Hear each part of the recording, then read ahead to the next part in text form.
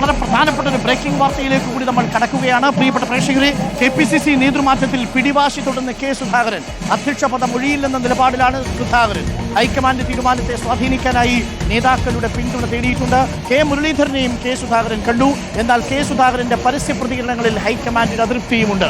റോഷിപാലുണ്ട് കൂടുതൽ വിവരങ്ങളുമായി. റോഷിപാൽ, കെ സുധാകരൻ 2 കൽപ്പിച്ചാണ്, ഹൈക്കമാൻഡ് 3 കൽപ്പിച്ചാണ്. ചുരുക്കത്തിൽ ഇത് എങ്ങോട്ടാണ് നീങ്ങിക്കൊണ്ടിരിക്കുന്നത്? Roshipal, good morning, happy Pooram.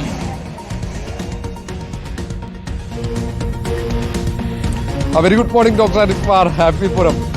ഒന്ന്, കോൺഗ്രസ് നേരത്തെ തന്നെ തീരുമാനിച്ചതാണല്ലോ ഈ പുനഃസംഘടന, അതും നേതൃമാറ്റമാണ്, സമ്പൂർണ്ണ പുനഃസംഘടനയാണ്. പക്ഷെ അതിന് ഇപ്പോൾ വെല്ലുവിളി ഉയർത്തുന്നത് KPCC അധ്യക്ഷൻ കെ സുധാകരൻ തന്നെയാണ്.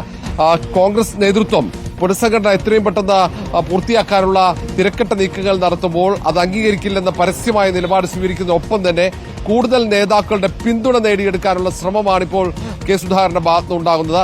ഇന്നലെ നമ്മൾ കണ്ടതാണ്, AK ആന്റണിയെ കണ്ടു, പിന്നീട് രാത്രിയോടെ കെ മുരളീധരനെ കാണുന്നു, പ്രധാനപ്പെട്ട മറ്റ് നേതാക്കളെയൊക്കെ കണ്ട പിന്തുണ ഉറപ്പിക്കാനുള്ള ശ്രമം നടത്തുന്നു. പക്ഷേ ഹൈക്കമാൻഡ് തീരുമാനം മാറ്റാതെ മുന്നോട്ട് പോവുകയാണ്.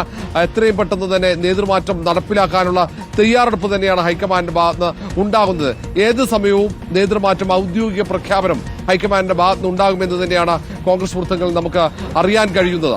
ഏതായാലും ആന്റണി അധ്യക്ഷനാക്കി പുതിയ കമ്മിറ്റി രൂപീകരിച്ച് നിയമസഭാ തെരഞ്ഞെടുപ്പിനെയും തദ്ദേശ തെരഞ്ഞെടുപ്പിനെയും നേരിടുക എന്ന തീരുമാനത്തിൽ ഉറച്ചു തന്നെയാണ് ഹൈക്കമാൻഡ് മുന്നോട്ട് പോകുന്നത്. കാരണം ദീപാദാസ് മുൻഷിയുടെ റിപ്പോർട്ട് അടിസ്ഥാനമാക്കിയാണ് ഇങ്ങനെ നേതൃമാറ്റം ഹൈക്കമാൻഡ് തീരുമാനിച്ചത്. അത് പ്രധാനപ്പെട്ട നേതാക്കൾക്കൊക്കെ അതുമായി ബന്ധപ്പെട്ട സന്ദേശം നൽകിയതാണ്. രാഹുൽ ഗാന്ധിയും മല്ലികാർജ്ജുൻ ഖാർഗെയും ഈ കാര്യം കെ സുധാകരനെയും അറിയിച്ചിട്ടുണ്ട്. പക്ഷേ അങ്ങനെ തനിക്ക് അറിയിപ്പ് ലഭിച്ചിട്ടില്ലെന്ന വാദം ഇപ്പോഴും കെ സുധാകരൻ ഉയർത്തുന്നുണ്ട്.